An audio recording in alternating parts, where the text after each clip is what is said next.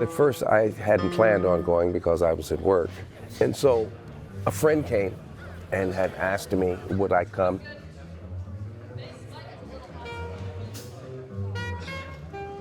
I was surprised to see who was there. Some of the finest musicians in the world today. To have the opportunity to play with them in prison, wow.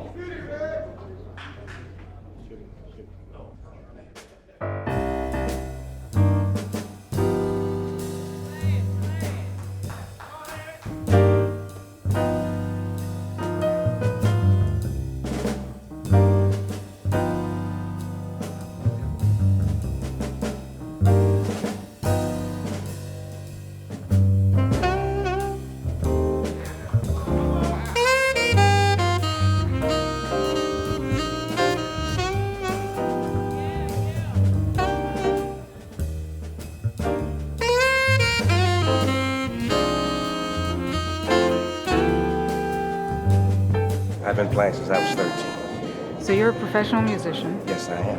And how long have I been here? Yeah, how long? 33 years. Music takes you out of where you are. For a minute, that snapshot in time, you can say, I'm not a prisoner anymore. I'm just another person sitting here enjoying the moment.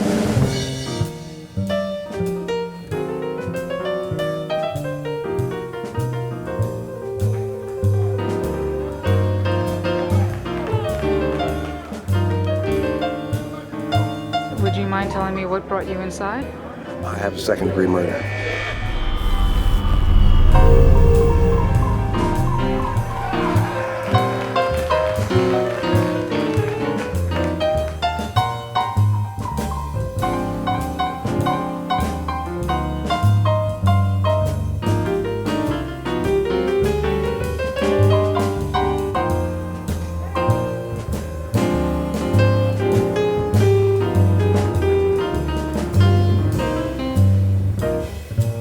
For me, after so many years in prison, it was like being reborn, you know, a moment that I never will forget.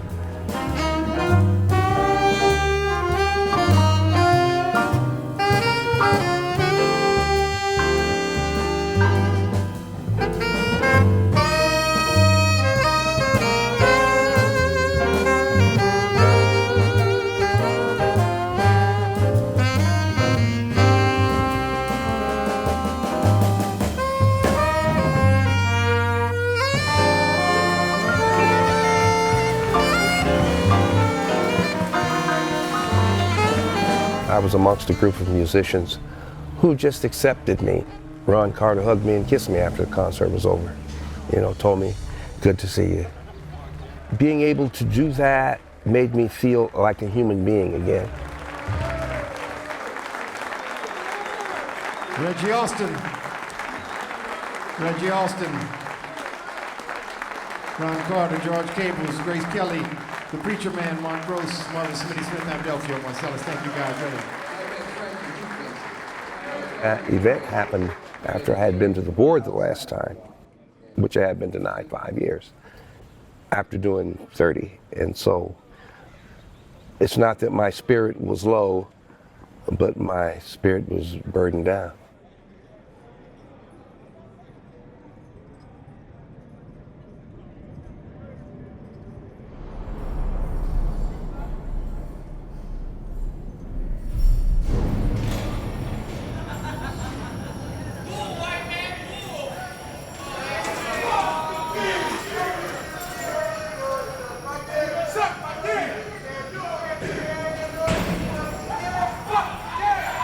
In prison, you can become desensitized because of the environment. I remain optimistic, sometimes a little pessimistic, because I've been doing time for so long. But I hold on to life itself, and hopefully the climate for me will change in time.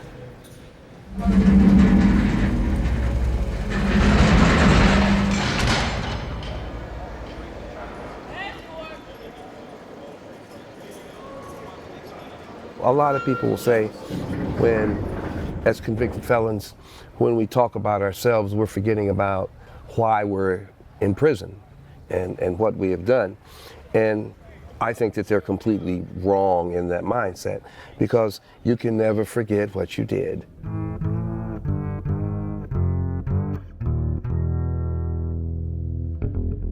The defendant is pled guilty to second-degree murder.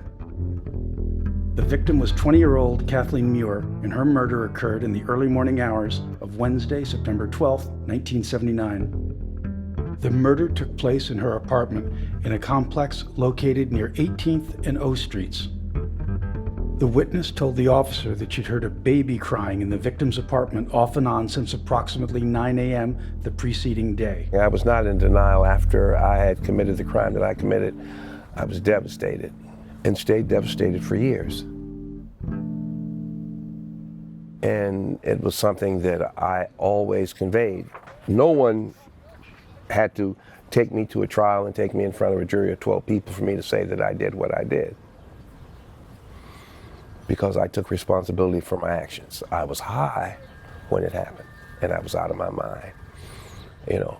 And I didn't realize how out of my mind I was until after I did what I did.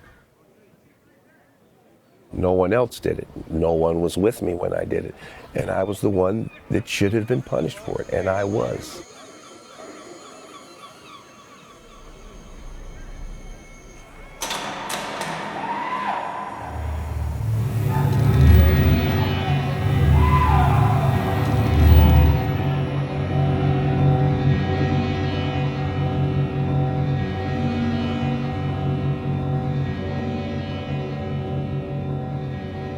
Can't undo it. Can't undo it. Can't undo it. Did it. Can't undo it. I grew up in a time where drugs were everywhere. I grew up in the 60s. But then someone introduced me to heroin, and that changed my life. It took all the things that I loved away. I was angry about that. I didn't know how to say I needed help because I didn't know I was sick. I thought I was just still getting by, but I was hurting everybody that was around me. I'll never forget my mama's last words, and she asked me this for years. She used to always ask me, "When are you coming home?"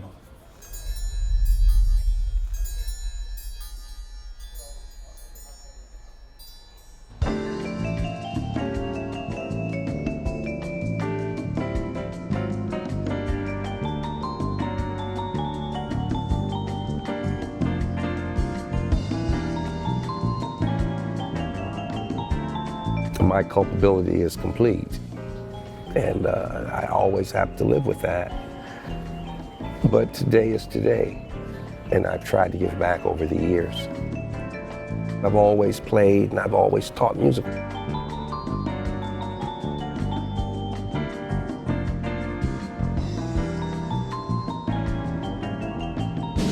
Those are just songs that Reggie taught me. He's a good teacher. He's kind of strict on you, know. When he starts playing music, you got to be quiet over there, shut up, sit down, turn your instrument off, you know. When I met Reggie, I was a mediocre musician, just trying to get by, right? And here comes this bad guy that's like out of this world, you know, and I'm like, whoa, man, you know, that takes my juice away.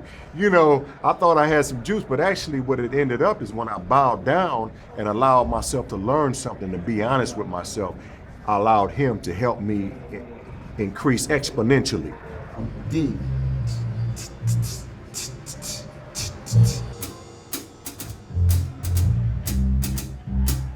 I was always the bass man. He's the man way in the background, you know, the mysterious guy, you know, in the dark, keeping the bottom going, you know. When I was on the street, I was never in the forefront, always in the back, just keeping it going. And you know, now since being in prison, I've kind of moved to the front. Oh, one thing Reggie did teach me too, he taught me how to speak the language now, because before, see this, something flat, put 11th on it. See, I didn't know none of that, and now I understand it. The music's one of the staying factors, always there. When I need a shoulder to cry on, that's the shoulder. Reggie had done. You know, I didn't think I could change him or anything. I wasn't trying to. I fell in love. I was working at the California Medical Facility in Vacaville, and he was one of my clerks. There were things that he had to call and ask me about. We would have our conversation. And so that's how we saw each other. And of course, he told me I was different than the other women. She was a woman with an unbelievable mind. She could just be anything in the world. And we had a lot of things in common. He said he wanted to marry me. And I said, okay. I was like, all right. And then November 24th of 1987 is when we got married at Soledad. Prison is never good, but Margaret made it bearable. Reggie was fine. No, Reggie is fine. I felt like I had the prize, but also it was safe because he was behind bars.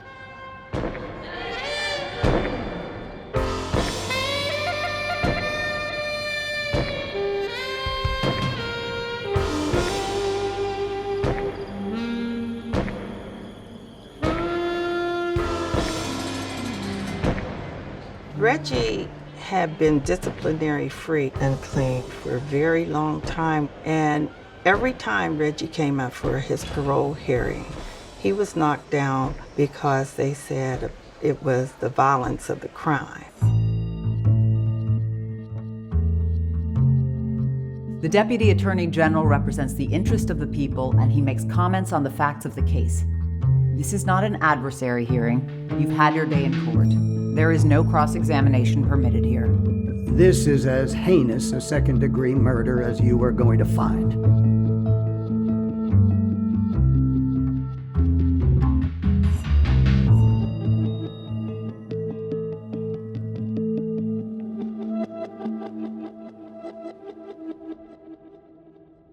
When you say he's taken responsibility for having killed someone. He has said, yes, I did.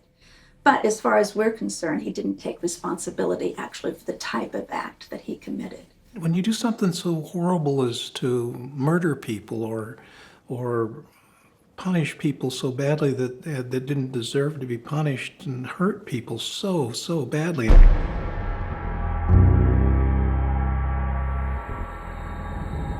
She wouldn't take no for an answer, and then she slaps you. Sounds like that was a trigger for the violence. I was fighting my own failures. I was fighting myself. I think the anger came from back to my dad. So you reach for the TV cord and you strangle her. It was a moment of release, not for long. In your mind, had you killed her? I didn't think about it like that. It's over. It stopped.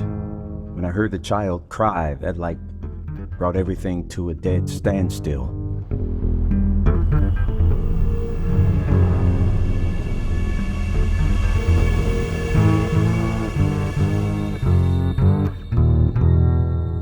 I understand what I did. God forgive me. I know man may never, but I ask God to forgive me.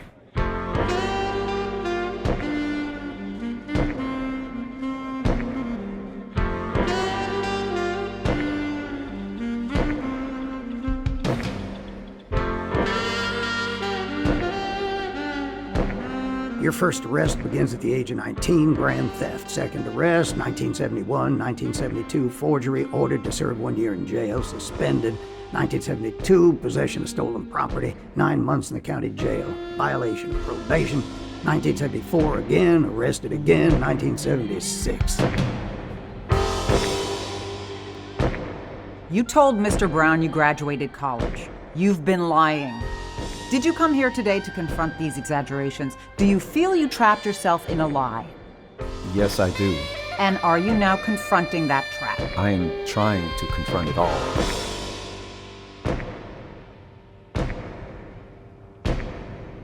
How much time in prison is sufficient punishment? If there's a doubt, if there's an inkling of a doubt in my mind that this person didn't meet the criteria to go to the free world, then I would deny that person.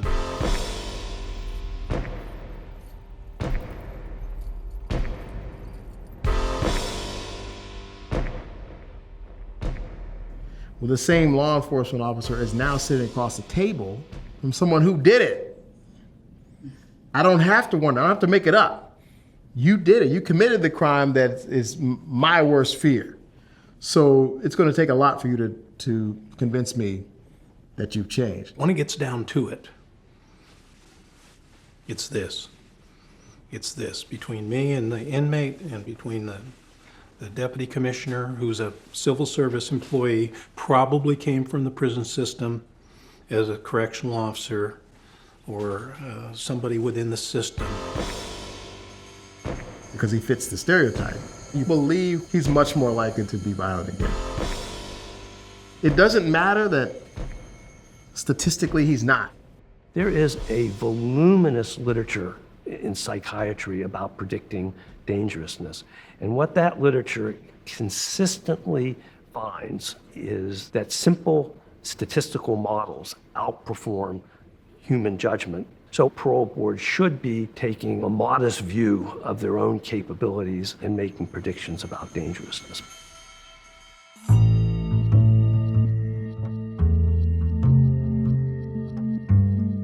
When's the last time you used drugs in prison? I had a dirty test in 1980. I didn't say when's the last time you got caught. No, this is the last time I used.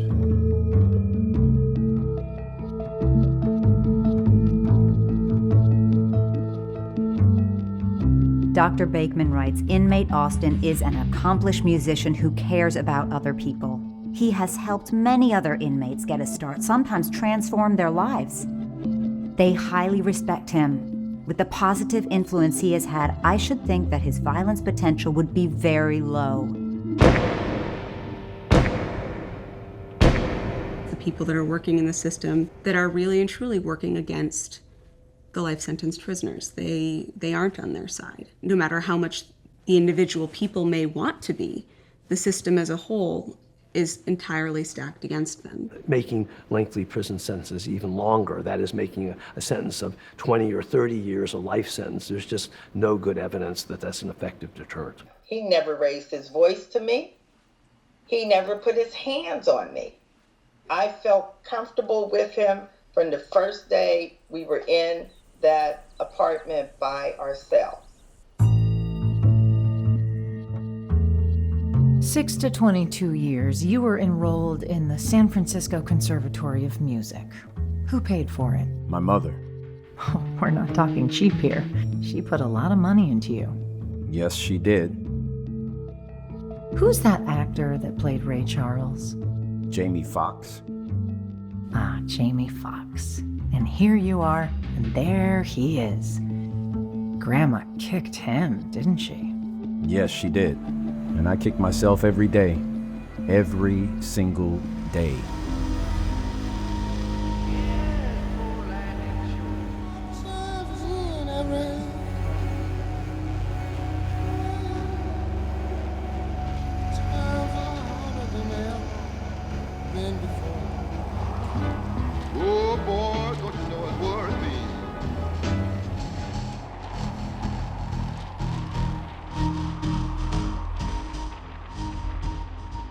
My father told me before he died, he said, keep on living.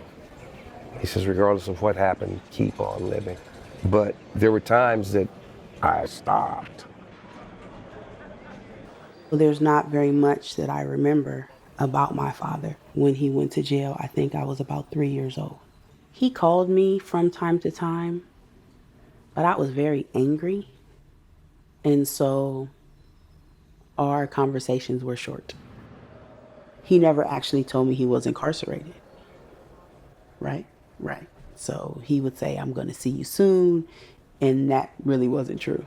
My mother, she always told me about the good things about my father, what a wonderful musician he was. So as a child growing up, you hear about this great person, but there's a disconnect between the great person who is not around. They just don't understand the trickle effect that comes from this. I mean, because he has other children, he has grandchildren, but that trickle down effect affects everybody. My son died right there on the grass. Glenn. Glenn was the baby boy. Glenn was a good boy. Everybody in the neighborhood liked him. From the time he was a little guy, he was in my life. And he just went to the park one day. Kid killed him. My crazy son never ties his tennis shoes. Never. Never. He tripped over his tennis shoes. He fell. The boy got up on behind him and shot him in the back. I knew that I had to tell Reggie, and I didn't know how to tell Reggie because he calls Glenn his son. It wasn't a visiting day, and they let me come into the prison so I could tell him. Yeah, it's just a waste of life, a child. You know, I mean, he lost his life behind nothing. It's not just him losing his life, the little boy's life is gone too.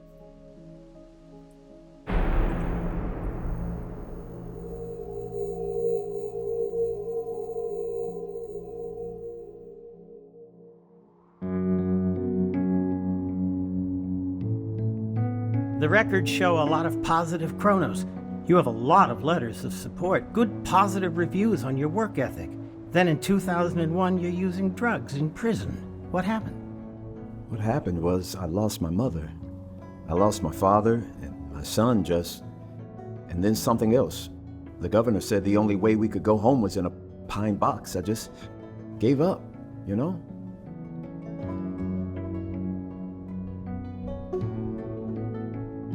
Gray Davis, the governor, is the main culprit in this process. At that time, someone going to the parole board had only about a 1% chance of being granted parole. Most of those people were having their hopes dashed. Over the 1980s and 1990s, our punishments became more severe, particularly for violent crimes like homicide. And the powers of parole boards to release people at some point in their sentence were sharply curtailed. I think that the Board of Parole Hearings wants to be merciful. They wouldn't do what they do, they wouldn't sit and listen to these hearings and consider people for parole if they didn't want to be merciful. But too often they're merciless.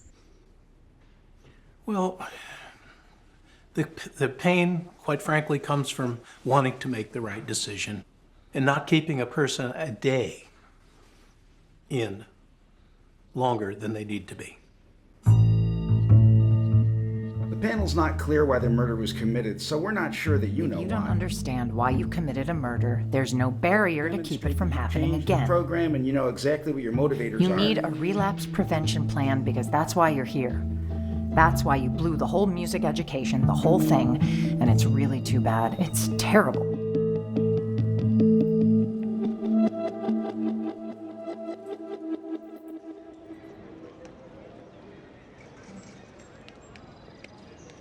You gave me 15 years. You can say whatever you want to say. How do you get 35 out of 15? We're not talking about something that happened 5 years ago. We're not talking about something that happened 10 years ago. We're talking about something that happened 35 years ago. And you're talking about me like I'm 20 years old. I'm almost 70.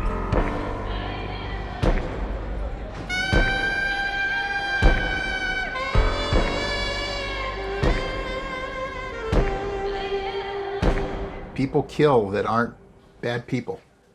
Something happens, something just goes wrong. And then there are the killers that are just bad people and they have no remorse at all. Being sentenced to prison for a life sentence is the punishment, but not that you would die in prison as punishment, but instead that you'd have the possibility of parole. Study after study confirms nature's best cure for crime is getting old. This aging of the prison population makes no sense from a crime prevention perspective. Hi, this is Keith.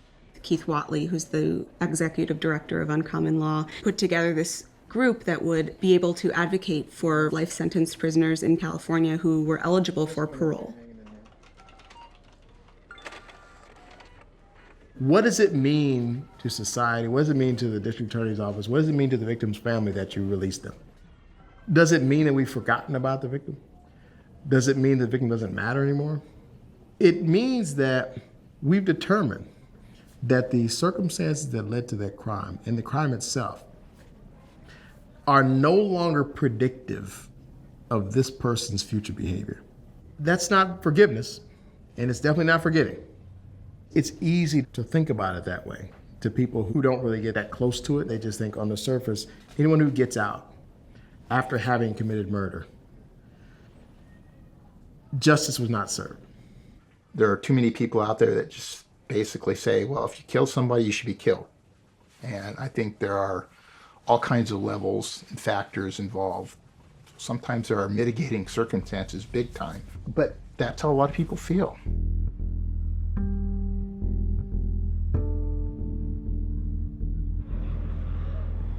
None of it ever gets made right for anybody.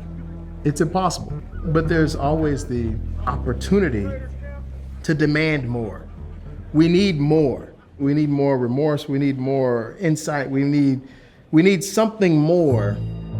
It's never going to be enough. All right, so let's see you next week.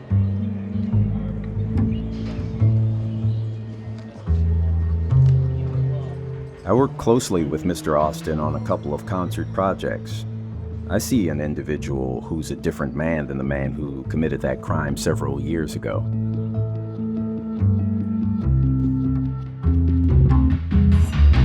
It is a weight when you write a letter for someone. That's why it doesn't happen very often. You write a letter from someone, it's like you're almost married at the hip.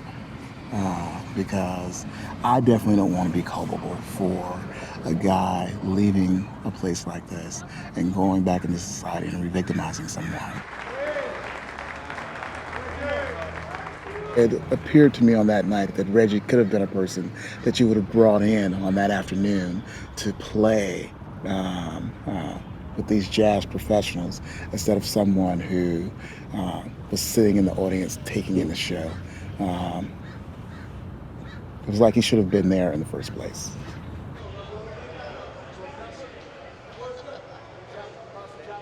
My hearing is on September the 4th. I would like to say that I'm just fine with a stiff upper lip, but in truth, I'm as shaky as a bowl of Jell-O.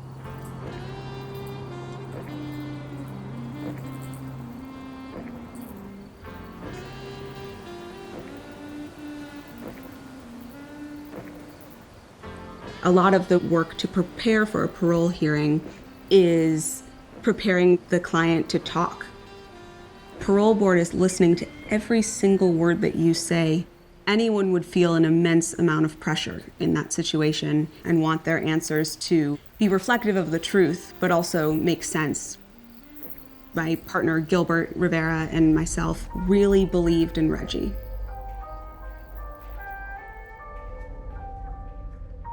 I think because of the vulnerability of the victim, the way she was murdered, his triggers, including drugs and alcohol, his anger and rage, it's the people's request that parole be denied.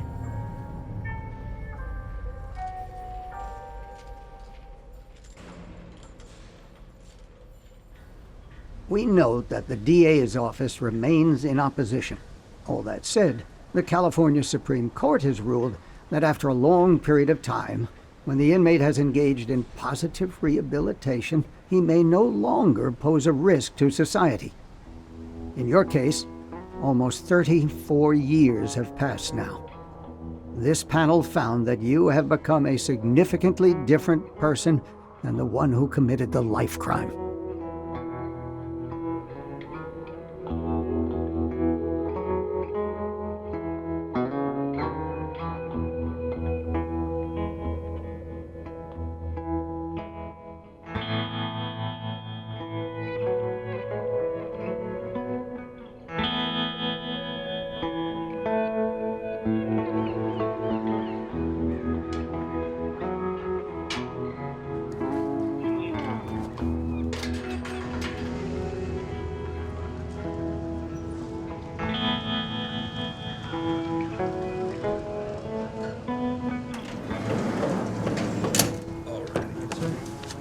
D-Day. Yes, it is.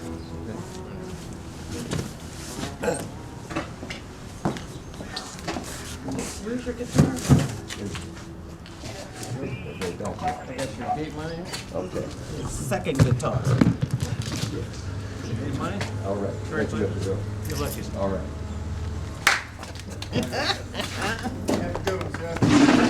See, everything fit. See, I knew what I was doing. You did. Yeah, I got you My dressed. children. I know. Congratulations. How you doing? Great. You good? Great. You look great. You look great, yeah. Thank you. Thank you. You clean up well. Blue wasn't really your color. My brother. Very great to see you, man. My brother. Welcome. Congratulations. Glad to see you. Wasn't for him. That brother right there. Congratulations, man. Huh? Congratulations, brother. Thank you, man. How long has it been since you've been on this side? I came through this gate 35 years ago. Give or take a little bit. You give or take a little bit? And I walked out of this gate. You walked out of this gate. And I've seen many that didn't walk out this gate. I hear you. And I know many that are behind me that won't come through this gate. All right. You look different out of blue, man. Do I? Yeah, a little different. I feel different. These are much better colors. Much better colors, huh? Yeah, stay away from the blue. Yeah, no more blue. No more blue. Blue at home. I hope to hear good things from you, brother. Yes, sir. Yes, sir. You will. You will. Do you want me to grab your guitar? Or? No, I'll carry the guitar. All right, my brother. You'll hear from me. I'm sure.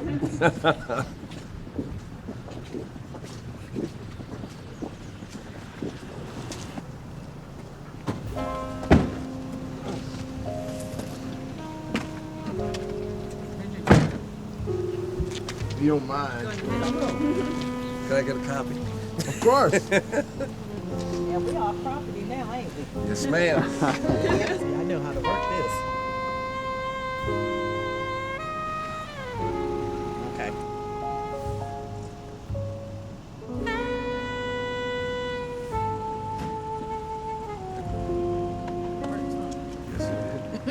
You can't imagine, after 35 years, having your liberty back.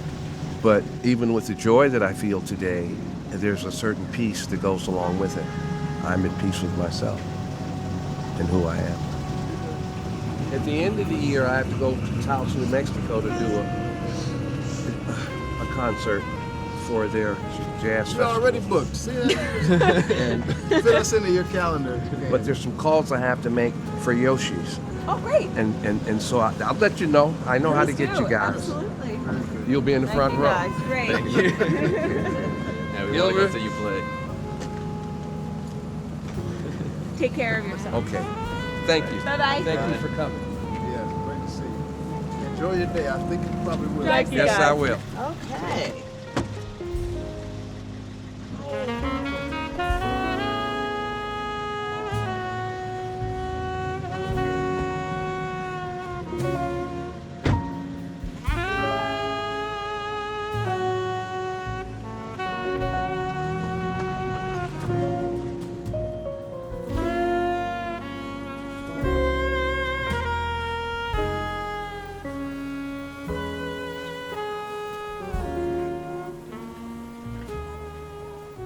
When he got out, he was in Alameda and he was in that transitional place. For coming out of prison, it was like a little buffer. That's your safety net as far as housing goes for 6 months. This is our living room. My room. After that, I was going to live with Margaret. I had plans of going home, building guitars up in the Santa Cruz Mountain, already had the job, everything. I had everything in place. That's why I said when I heard what I heard from her, I went home to visit my mother. In the time, the space that he was being transitioned out of transitional to be sent down to Monterey County because the 7 months had passed. And I asked him, why don't you go stay with Ronald and your grandchildren? Because it's going to take them at least 3 to 4 weeks to get the paperwork and everything done to have you here. I was told that you're not on my lease. I'm not leaving the keys so you can get in. And why don't you go stay with your son? Those are the exact words. These are my exact words. Don't worry about it. You and I have been waiting for me to get out of prison all these years. And after this, I come home. What would have hurt her to just say, look, you need to come down here, and this is what we need to do. You told me no. You've been incarcerated for 35 years. You come out and everything has changed. The people that you knew all your life are gone between drugs or whatever. And he was frustrated. All these things were new. When I first got out, certain things were in place and I was pretty comfortable about what tomorrow was going to bring. But as you know, things change as we go along. That's when I, you could say, became really uneasy. And then it dawned on me, how am I going to survive in this world? Because the whole time we were going through the divorce, he had no contact with me whatsoever. But I got a beautiful baby out of it. She's a beautiful girl. And so it took the sting of losing my son, not that she took his place. Coming out of prison, we have nothing to hold on to except those that we assume that love us and care about us. You lose so much. But the thing is when you walk out of that door, the preparation for walking out of the door is not adequate in the least. But it's something that each and every person that walks that walk has to deal with when they return to society. So I was homeless. And for me, that just scares me to death. You can't make mistakes when you come out of prison.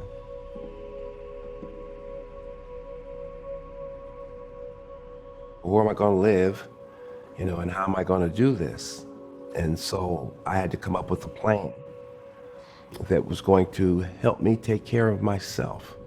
So I went to work for methadone clinic for a little while. That's how I was able to eat. And the reason I stopped working there was just too much pain.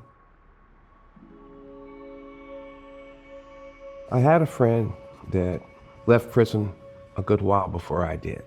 Met Ricky in Soledad in San Quentin.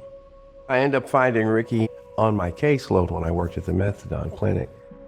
And he was facing the same things that I was facing, along with dealing with his drug habit. It was his homelessness.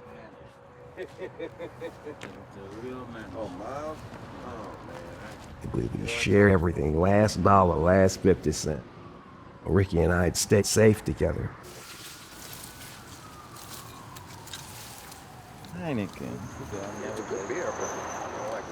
Now, how I get money every day, I play sometimes, off and on, and I recycle.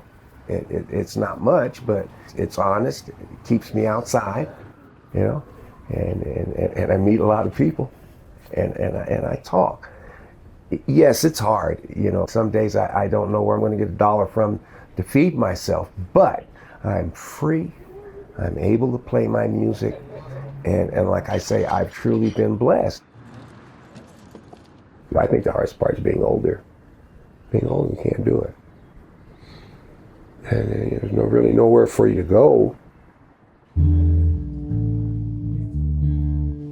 I met Reggie because I volunteer for Bread and Roses. They do music in the prison. Told him that when he got out, that I would try to get music work and that he could help me direct my band. Is it too loud? I just wanted to be able to help him.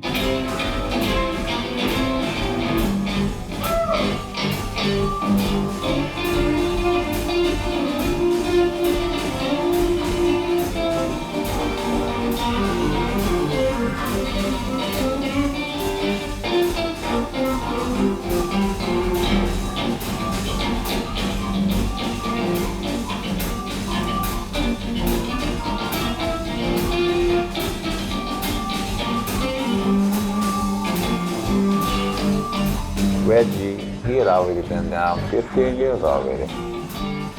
I was still green and still learning the ropes. And he knew everything. He kind of took me under his wing in Soledad. There's a lot of gang activity goes on in there.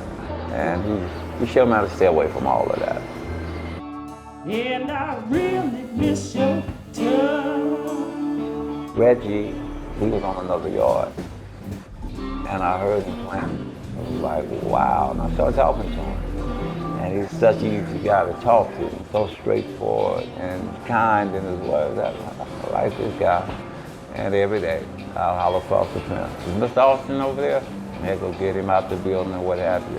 Talk to him at the gate. Until we both ended up at San Quentin. And I had it to myself.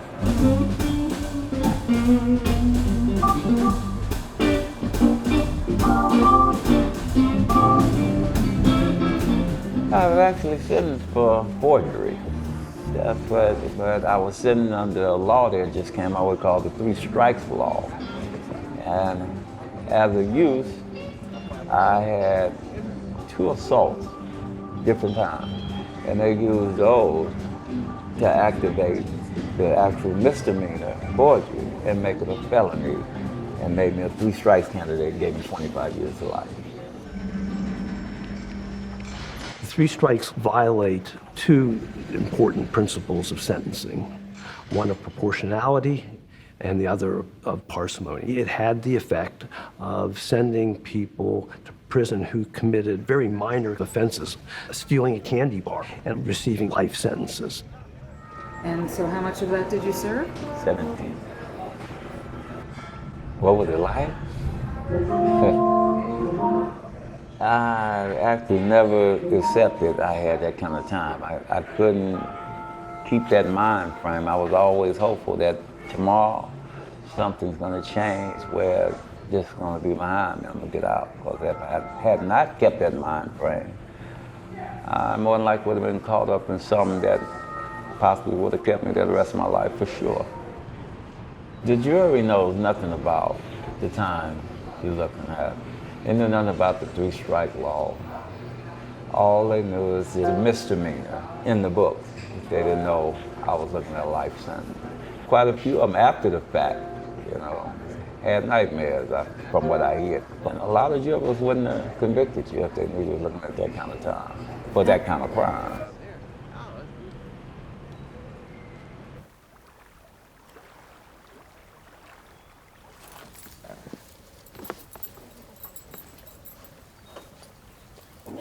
Yeah, I get them. The relationship with my grandsons is part of regaining my life back, with my family. Yeah. That's fun. Grandpa. This here is strictly for bass. This? Yeah. Yeah. Is there bass in this? Yeah, there's bass. That's what you see jumping.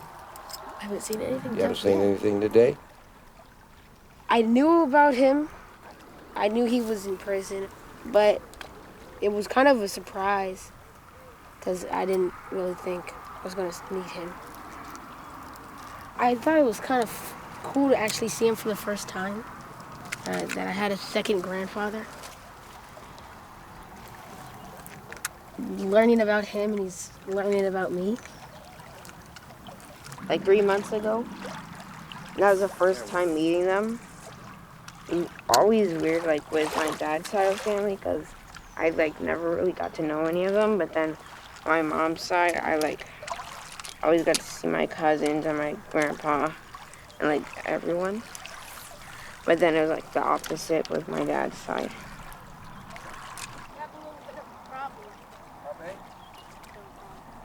That was the thing that I held on to when I was inside, to have moments like I'm having now with my grandsons.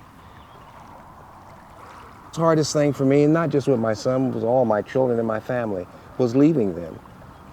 I could see growing pains, the pains of life, and then I wasn't able to interact with him in a way that it could have made a substantial difference. I didn't know he was getting out. He sent me a message on Facebook, but I don't really do Facebook. So it was probably about 5 months before I even knew that he had sent me a message. I really didn't know how I felt about it. So I just kind of left it there. I never responded. And oddly enough, my daughter started kindergarten and she actually went to the same school as my brother's sons. And so it was the last day of school, and my brother was walking up the street with my nephew, and my father was with him. And that's how I saw him. A little different. But you recognize him? I recognize my brother. I'm happy that my father was able to get the opportunity that he had, but there are so many people who won't get that opportunity. A little bit? Go ahead. There you go, that's better. How do we value life is what I honestly have to look at. If he hadn't had that gift, he probably would still be in jail.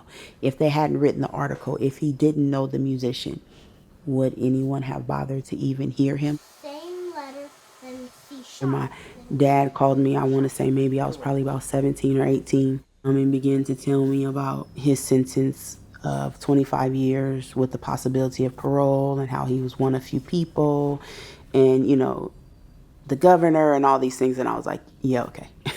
You know, I was just like, I really don't want to hear about all that, but okay. All the people that I could make amends to and not open up old wounds and cause them pain, I did say I was sorry to. And not just say I was sorry, but meant that I was really sorry that I had affected their lives in a negative way.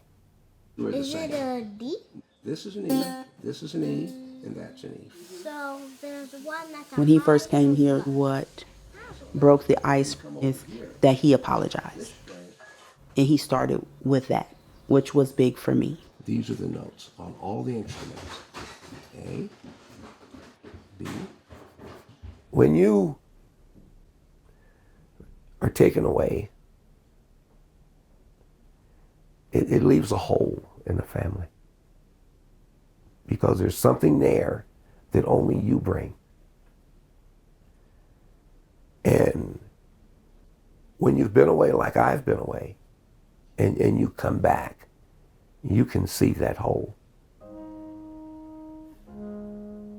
And it's painful.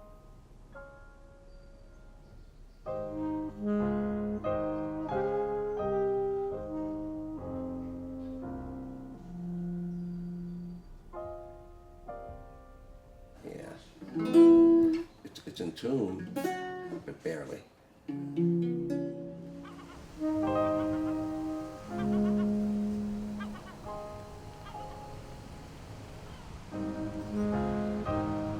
Still gonna try to do the barbershop? You know what? I am very serious about that. It's not just the barman part of it, it's the aspect I'll be able to employ also. It's so vividly clear to me, Reggie, to what I want to do. And the right money that I know you're gonna have, woo, boy, I can do some things. You'd be proud the way I put it together. If you want, I can get that little off your neck and kind of trim you up a little bit where you'll feel a little better about yourself today.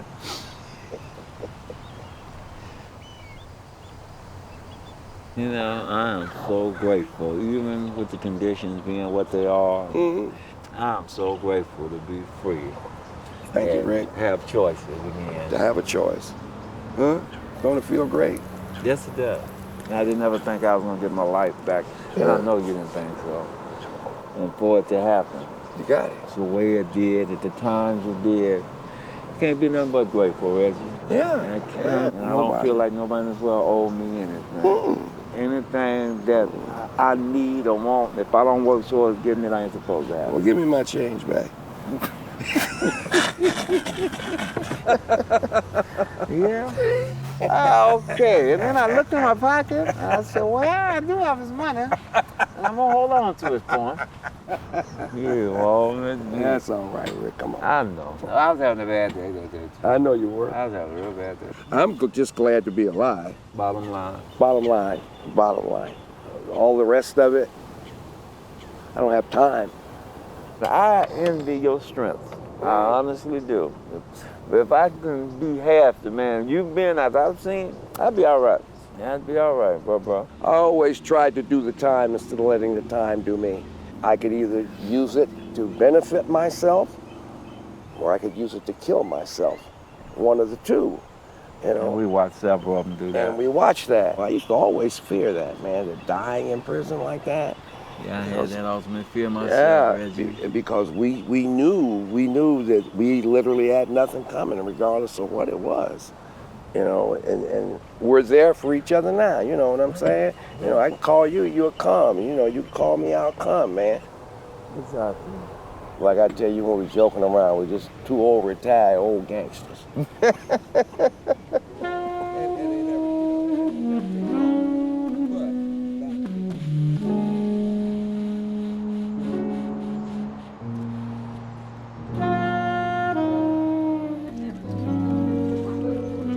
As far as about being precarious, I'm still precarious today. My income is menial. It's so monumental. Then you're just this little thing here. And you're trying to navigate the things that you have to navigate when you get out of prison. You need a bag or you all right? I'm good. I don't have 1598. You know that Goodwill is the world's largest provider of education, training, and employment services? Just give me a minute, I'm old man. Believe me, I'm not. All right, sir. I'll help you out. Okay. Enter your pin or just push enter, it's up to you. Okay. I can just push enter? Oh, all right. Thank you. What if I give you a paper bag? Thank you.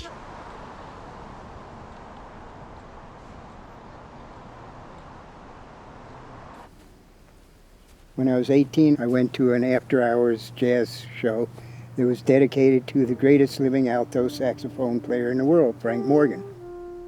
But if you want to hear him, you got to go listen to the Warden's Band in San Quentin. Rosalinda, Frank's wife, sent me a copy of the San Quentin News, the prison newspaper. And there was a picture of Reggie with an article about the concert, the film, and a mention that Reggie knew Frank. I met him here and outside for a while, and he was getting ready for his way out the door, and I was starting a life sentence.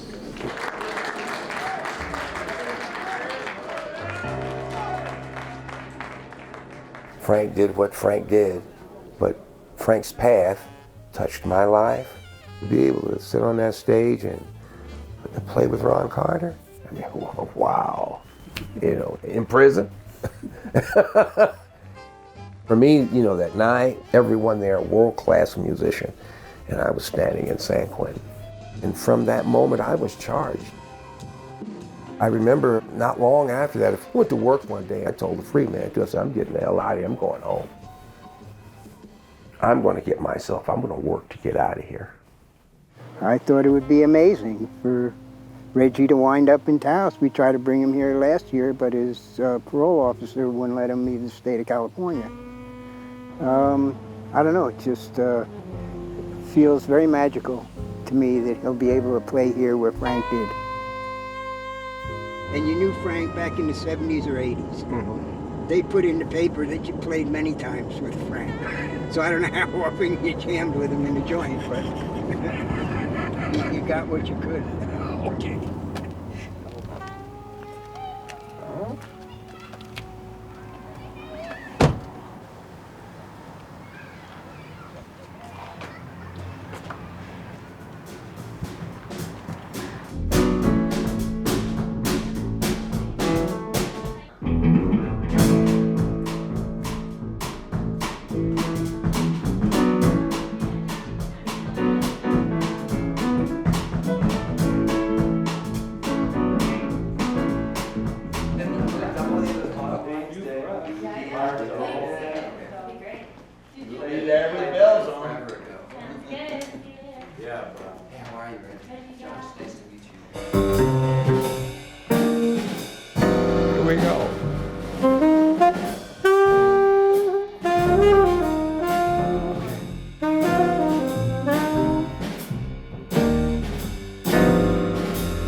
Right there, we don't want to start walking yet. We're still having the conversation.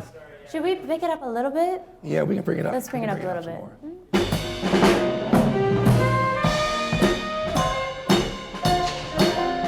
I think that when music reaches us in the deepest way. It's like a life force. And I can tell that when Reggie plays.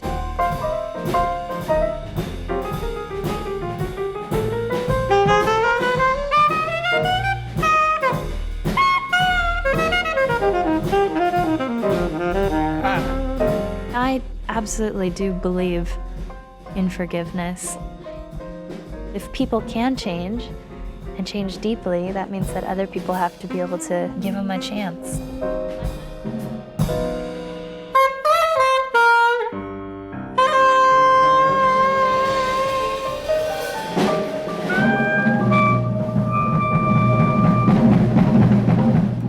A little nervous, a little nervous. Oh, nice, that's so great. Are you kidding? Woo.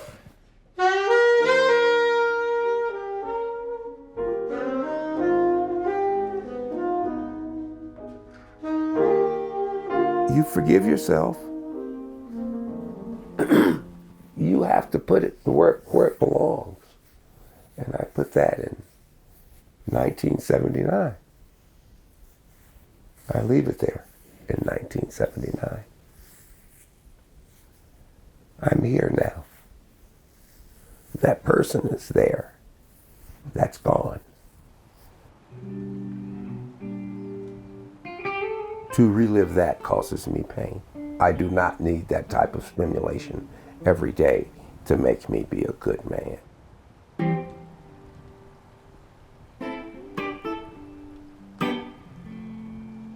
It was a journey in forgiving myself because, I was so ashamed. Ashamed of my action. Ashamed of who I was. Ashamed for my parents. When I did what I did, I was so ashamed, embarrassed, not wanting my parents to know. And so I had to deal with that. I had to deal with all those things. I don't know if everybody does, but I did.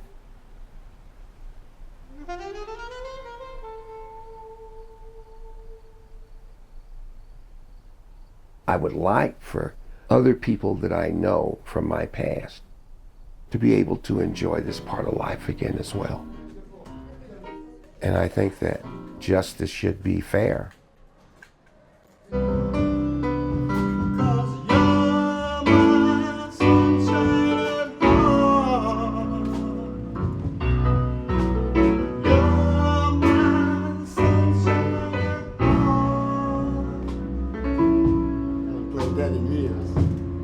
I wrote that for my daughter. Earl's my friend, all the way back to the beginning. He was there before I got there, and he didn't kill nobody. And the wind is blowing so very hard. I've been down since 1974. Murder. Well, seeing a murder, they say I had. Was a lookout to a murder. Since 1974? 7 years to life. You've been here since 1974? Yeah. First time Squirrel went in front of the parole board, they gave him a date. And that was, God, almost over 40 years ago. Before he went home, he got caught going across the upper yard with some money in his pocket. So they took his parole date. They never gave it back, God, for decades. A lot of these years that I've been in prison, I've been angry. I've been mad. I've been rebellious. I'm like, how can I get a life sentence if they said I just seen something and didn't do it? You can say what you want to say about his behavior. Might have been drunk. Might have had a cell phone. He ain't hurt anybody. He hasn't done anything that would warrant a new crime. These are just things that are just so in excess. They're just, oh. Yeah. I've been in prison 16 years. My sentence is crazy, and if I told you, you probably have to sit down, but I'm gonna tell you, I was sentenced to 122 years to life under the 3 strikes law for an assault. The court went crazy, everything went crazy, nobody died, nobody got injured like that, but that was the sentence. Unfortunately, my troubles landed me in prison 2 times. And then the 3rd time, it's just bad. I don't know how to explain it. It's a lot of people, some really great people. And there's some bad ones, but for the most part, they're not.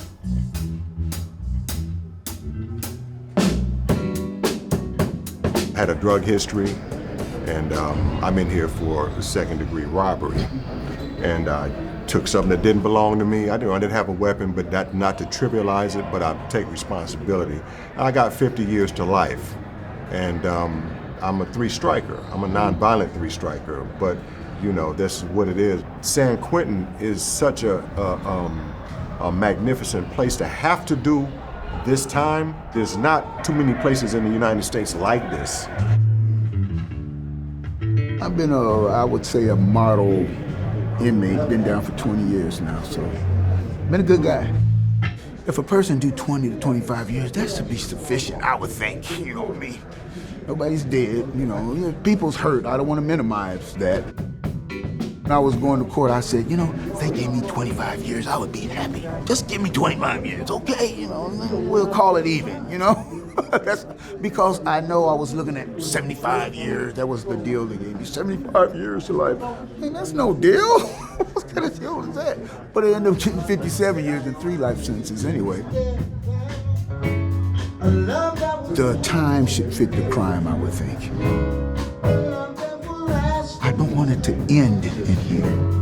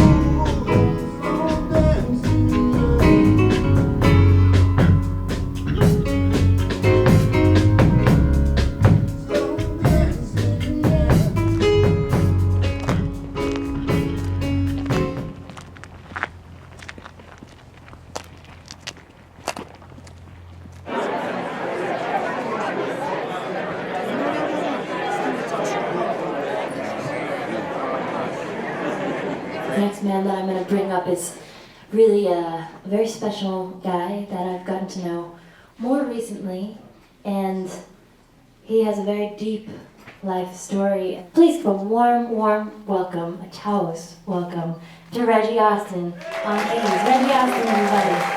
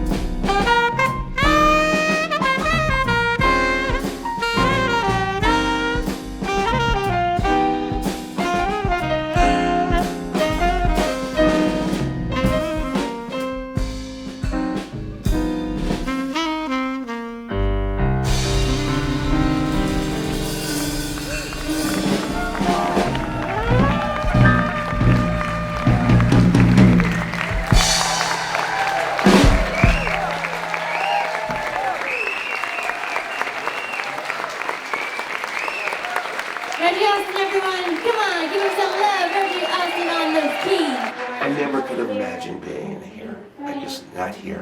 Not here. Not like this. God is good. Yeah, it's been good.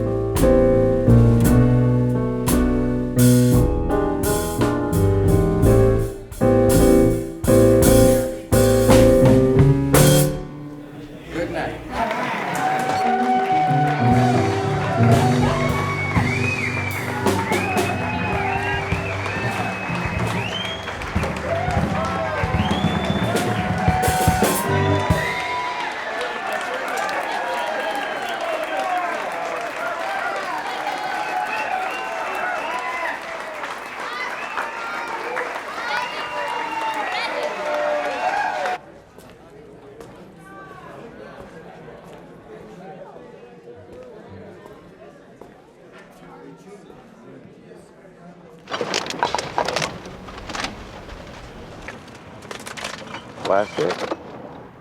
Yeah, that's all of it.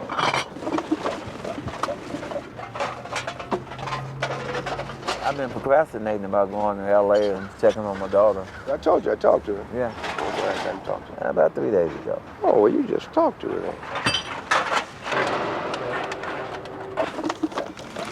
I do more texting than talking, so I can be more profound and analyze it more. But she's crafty. She is crafty. Yes, she is. Yeah, you know, us not being there, it had a profound impact on our children, and they still suffer from it today. I fought. I wasn't there when I was supposed to. How you doing today, man?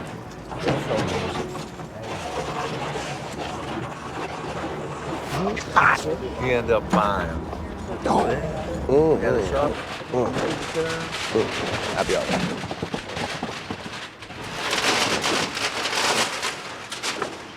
That was that glass. What was it, 7 pounds?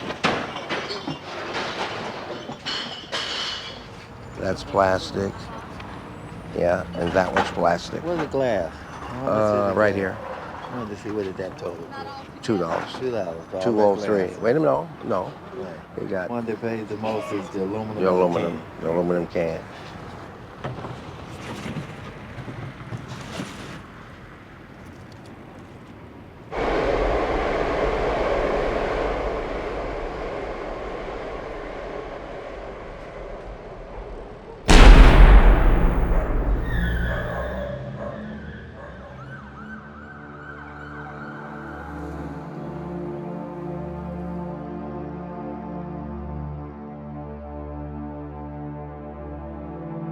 NC, I really don't know how to start because I still can't get my head around the fact that Ricky was killed last night.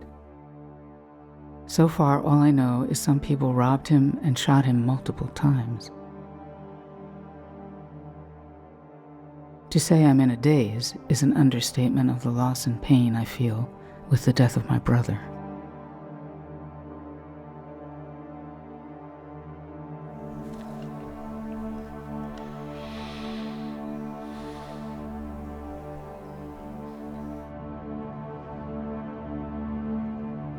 Somebody robbed him. That was his money that he was putting together so he could get him a place. He was homeless. He's with some people that were still in alive. And just because you know them and just because you spend some time with them doesn't mean that they're cool. And we have to be able to read people like that because our liberty lays in the balance. They don't care. Life isn't worth a quarter. But regardless of what it is, I can't bring him back. I just can't bring him back. One day, I went to get Ricky. I found him in his car at McDonald's. And I looked in the back seat, and he was wrapped up, sleeping.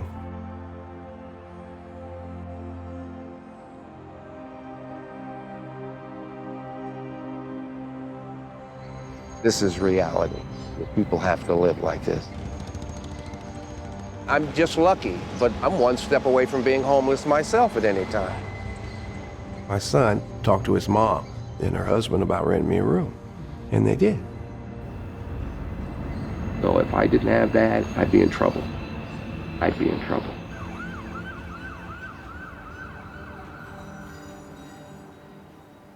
Ricky was a forger and a marijuana dealer. You know, he wasn't no hardcore, you know, in what he did. He never hurt anybody. Ricky never hurt anybody. There's people that I know, if I turned on the television and saw the news and they were on it, I wouldn't be surprised. But for Ricky and the way he lost his life, it just goes down really hard. Now I'm talking from the side of the person that pulled the trigger, because they feel that, you know, it's a Wild West. You know, do what you do because there's nothing here for me. In prison, I used to see people walk through the door every day where they really didn't know what they were there for. Ricky was doing a life sentence for cashing a check. And so when you look at this, you're asking these same people to come outside and to conform with no resources. And so they do things like what was done to Ricky. Is there part of your gut where you'd just like to find this person? I'd like to blow his brains out. You know? But it's not the way. It's just not the way. And I know it's not the way. I don't think they should kill him. I don't believe in that.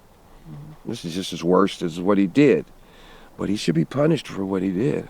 Of course, yes. Yes, where would we be if we did not have some type of jurisprudence? There is no need for me to punish him if I believe in the system of justice that we have.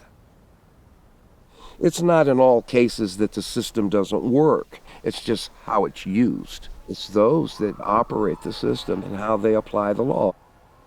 Maybe the police put in 10 minutes to find out who killed Ricky. Just another black man dead, that's all. Okay. Report.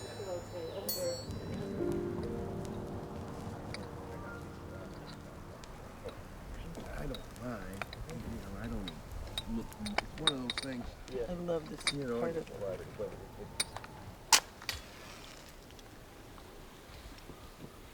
I lost my partner, my brother, between you and I and the wall.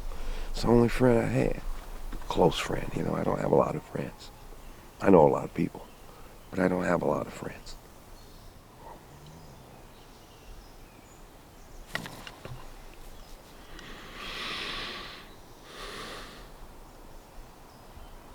I gotta stop for a minute. I gotta stop for a minute.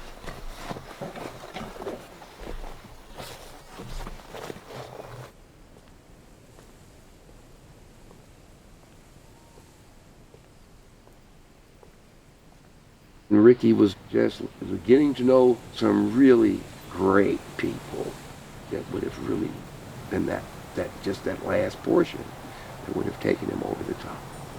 And so this was one of the tunes that he liked, you know.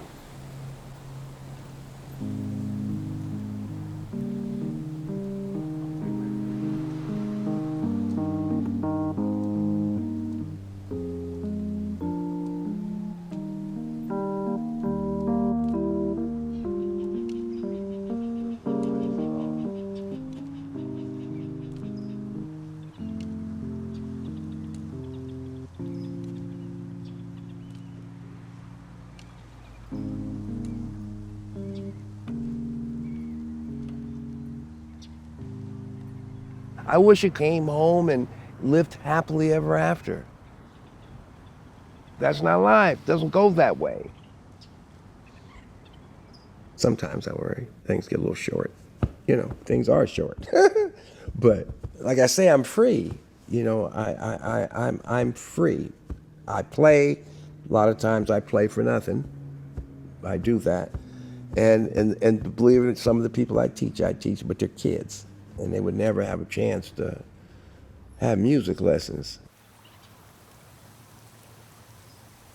My relationships with my children is precarious. But I try to be a part of their lives in an unintrusive way, and then we'll work from there.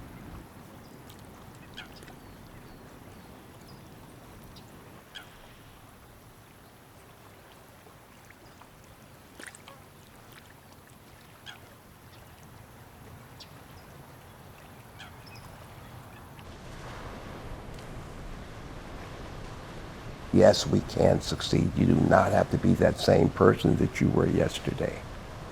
You already know what that'll get you. I know.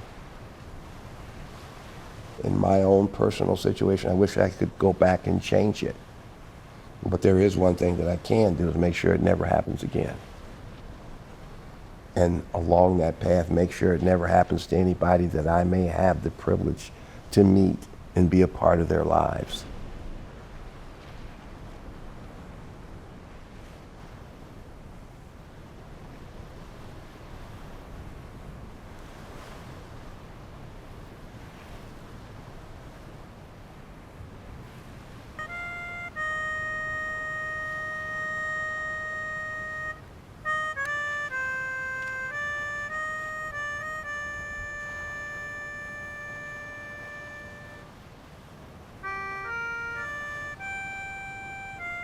I'm really excited about my new job. I'm going back inside San Quentin to teach. That dream of music is what kept me alive, and that is the dream that I want to keep alive with those that I left behind.